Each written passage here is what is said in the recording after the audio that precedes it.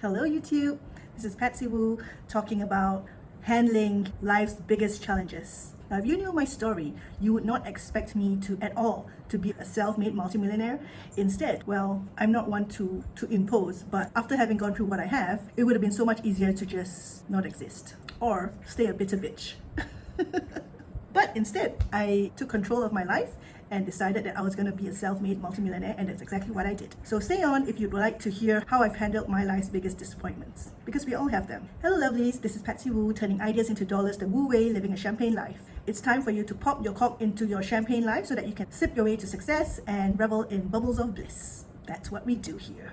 So if you watch my old video talking about life's biggest challenges, you would know that I had a problem with my parents who were unavailable when I was growing up. And so being unavailable meant that I was never really nurtured, trained, taught, and given any love. And I think that these are the very essential things that every child needs to grow, and I wouldn't use the word prosper, but grow and feel.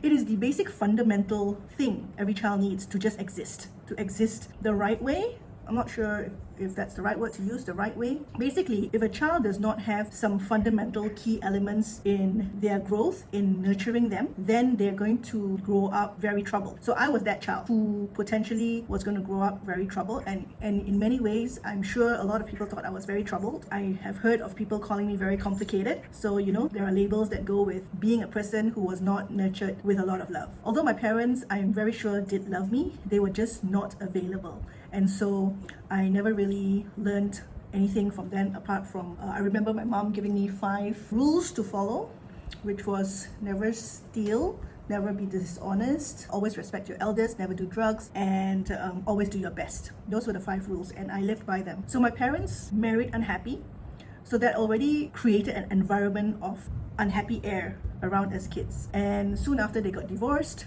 and then it was like, oh, was it our fault? As children, they weren't even around, but all these things were happening while we were growing up and raised by our mates. And then I told you I had the sexual trauma, which made me very angry because they were just not being responsible as parents, and all these things could have been avoided, I felt. But in my adult life now, I choose to understand, because they probably just did the best that they could. And this is for you who have had parents, you guys who've had parents who were not your ideals. And some parents even molest their own kids, or sell their kids, or beat their kids up till there's nothing left. There are many, many worse things that parents do to kids, and thankfully mine was nowhere near those kind of parents. Some parents emotionally abuse their kids until the kids feel completely worthless. So parents are human beings too, and so they can do the worst to their own kids. They really can. And so there should be no expectation, because at the end of the day, they're also human beings, and just because they happen to be your parents doesn't mean that they cannot be nasty. How are you going to move forward as an adult moving forward?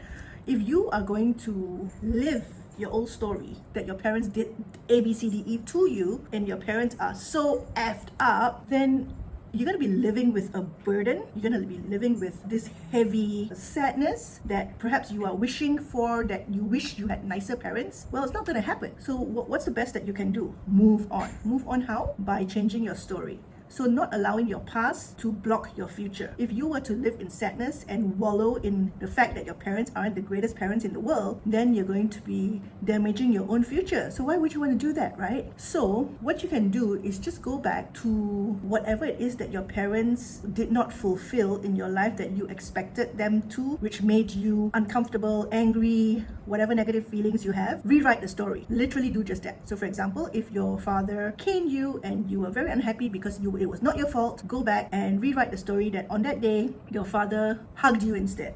You literally just make up a new story and you rewrite it, and you tell yourself that new story over and over and over again until you forget the old story, so that one day you don't even remember that the old story existed. And the point of this is to allow you to move forward, because why stay back in the old story? Do you want your parents to be punished? For what? They didn't even know what they were doing in that day and age. And also, if your parents are still around today, do you still want to punish them? I mean, they're already so old. They only did and they're only doing what their consciousness, what their level of awareness is. So there's no point punishing them because they don't know any better. They only know what they know. You are more educated and you are smarter. So of course you think, oh, they should do this, they should do that. And then you compare your parents with other people's parents and you wish that they could be like that. But it's not. They are not. People are different, right? So there are reasons why our parents, why people are such. And so if someone, and it doesn't even have to be your parents, it could be anyone, if someone is not fulfilling your expectations of them, then rewrite the story or let them go. Cut them out of your life. So for me, although I was very angry, I understood the situation and I understood their circumstance, and I know that they did the best that they could, and so I changed my mindset about my parents and I've forgiven them. So that's that about my parents. I love my parents dearly and I'm very sure that they love me as well. Second disappointment. My second disappointment is that I was so hungry for love from others, and this comes from the parents, right? Because I never got it from my parents. You are just naturally hungry for love from anyone and everyone because you're so starved of emotions, right? And because I checked myself to see a psychiatrist whom I didn't need, who then told me to go see the counselor who was a psychologist, and she was brilliant. This was in London and she told me to just love myself. And I was like, oh, you can do that? Yeah, you can do that. So why not remove yourself from your external body and look at yourself in the mirror and say, hey, I love you. I love you. I don't need anybody else to love me if I love me. Yeah, isn't that amazing? You just have to love yourself. It doesn't matter what everyone else does or think or do. As long as you love yourself, you are good to go. Okay, you have enough power within you to live an amazing life if you loved yourself. And of course, it's not so easy because although I was probably 19 when the counselor said love yourself, it took me a good 30 more years to actually grow this love slowly but surely, because throughout it all, I had all these friendships who abandoned me over and over and over again. And so then that told me that I was unworthy. It's like, why are they all leaving me? What's wrong with me? But it wasn't me. It was just the energy that I was carrying. And so as soon as I signed up for many healing modalities, coaches, and signed up for programs, for all the healing that I had to do, slowly I really truly began to love myself. Because saying it is one thing, but embodying it, meaning you really truly feel it and you really truly believe in it, that you are so freaking amazing, then only will you be okay to be open to receive yourself all encompassing, fully, completely, and over empoweringly so. You know, it's so easy to say love yourself. Okay, I love myself. Everyone I ask, do you love yourself? Yeah, I love myself. But I know they don't, because my intuition tells me that they don't. And some people really do, most don't. They say it, but they're not really embodying it.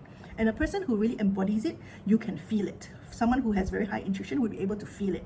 Because when you truly love yourself, you radiate this energy that people can feel. And people know that it is a genuine truth that's coming out of you, that you really value yourself so highly. You know, and it's not arrogance, it's just really honoring your truth. So you need to work at this. It's not an overnight thing, and it takes time, maybe a year, but it is something that is so useful to do. In doing so, you no longer need any external validation, and your mind gets rewired to only depend on you, so that you no longer look at anyone else, anywhere else, for anything, because you know yourself so well that you can just ask yourself whether it's the right thing to do or not. You can just ask yourself whether this is good enough or not. You will know. And so it's so worthy, this exercise of embodying your truth and loving yourself so unconditionally, no matter what. My third disappointment, my second one was about loving myself, and well, not loving myself for so long, right? And also disappointment with my parents. My third disappointment is with one of my ex-boyfriends. Now, this guy happened when I was really young, probably about, I think I was between 16 to 20 something. We were dating for 7 years. So he was half Italian, and his parents had divorced when he was pretty young, and his Italian mom had left the country, and his dad had remarried to a Malaysian. Now, what happened was the kids had zero contact with their original Italian mom. And so she would write to them, send them presents, and they never got it because the parents, the new stepmom and the dad, blocked all forms of communications with the kids. So when he started dating me, I used to ask questions like, who's your mom? Where's your mom? What's she doing? Why did she leave? Because I'm just the inquirer. No, I'm just a busybody. Because I love knowing about people's backgrounds. You know, I want to know where they come from. So it was like, your mom? What do you mean you don't know where your mom is? Don't you want to know where your mom is? So I took it upon myself to go hunt her down. And back in the day, right, in the 1980s and 90s, early 90s, it was close to impossible. Like, I'm just a random nobody, and there I had to go to search for this Italian woman who is this boy's mother. And what I did, I don't know if it was just luck, but I think I was able to manifest at a very young age. The purpose of my time was to look for his mother, and I decided to seek out the Italian High Commission, because most Italians in the country would be either registered or have some form of connection to the Italian High Commission. That's what I assumed. So I went there and asked. I knew her name, nothing.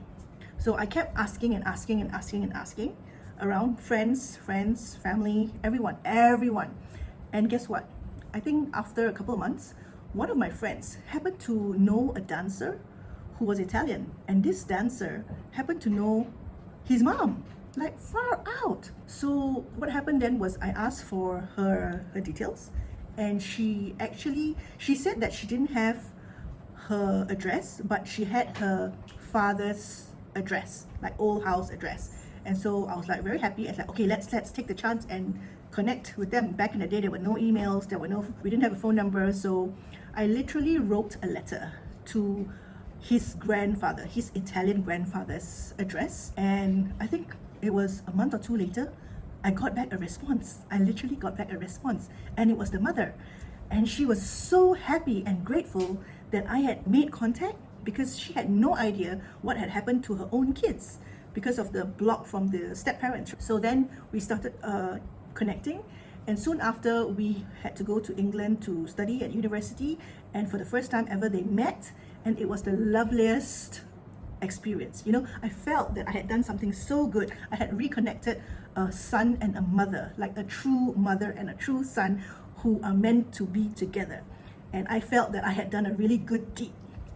Very proud of myself, because at that point in life, I hadn't even met my own biological father. I had no idea who he was. All I knew from my mother was that he was a bad guy. So then we dated, but what happened was his father and his stepmother did not allow us to be together. Now, they had no idea that we had found the Italian mother, biological mother. But I think it was because I was not from a wealthy family, and they were. So they didn't want their son to be involved with me.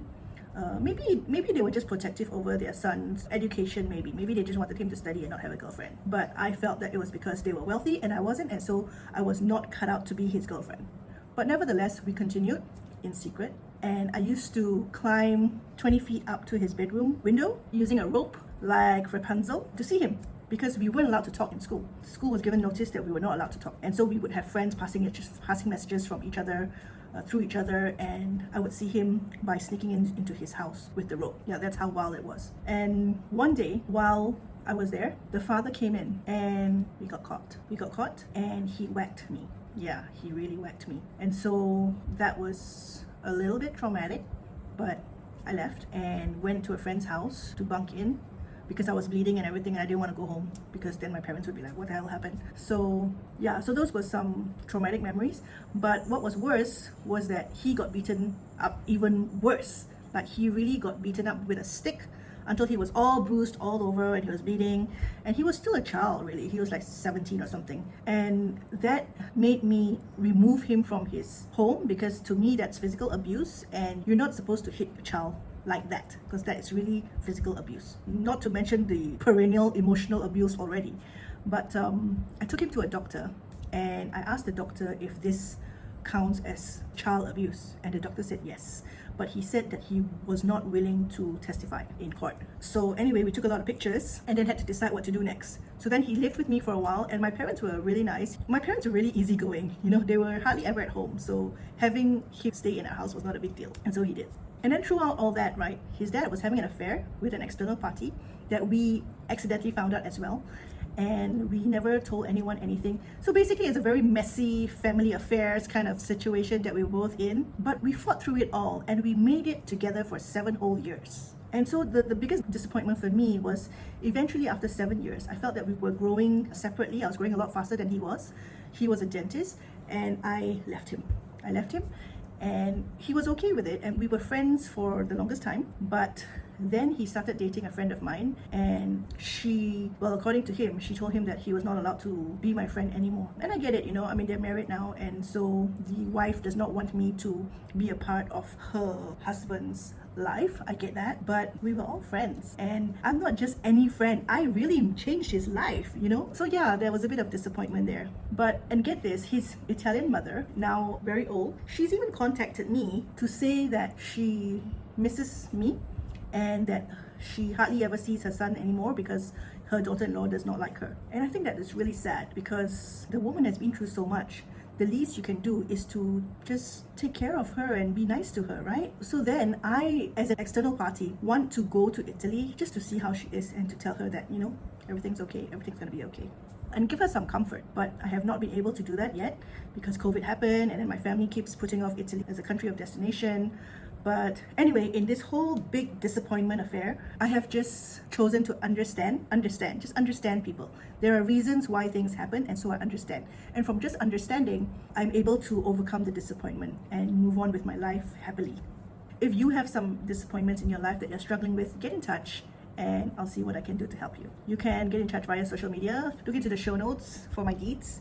And please help me reach 1,000 subscribers, and I will pay it forward. That's it for now, lovelies. So here's to your life of abundance. My next video will be about setting boundaries with your family members and friends as well, I guess. And I want you to know that no matter how big your disappointment is in life, and you know what, people are going to disappoint you over and over again. And sometimes if you have less expectation, then you will be less disappointed. So no matter what disappointments you have in life, you can always toast to your transformation to expect less. Toast to your transformation to sparkle in every moment. You will always win that way. See you next video.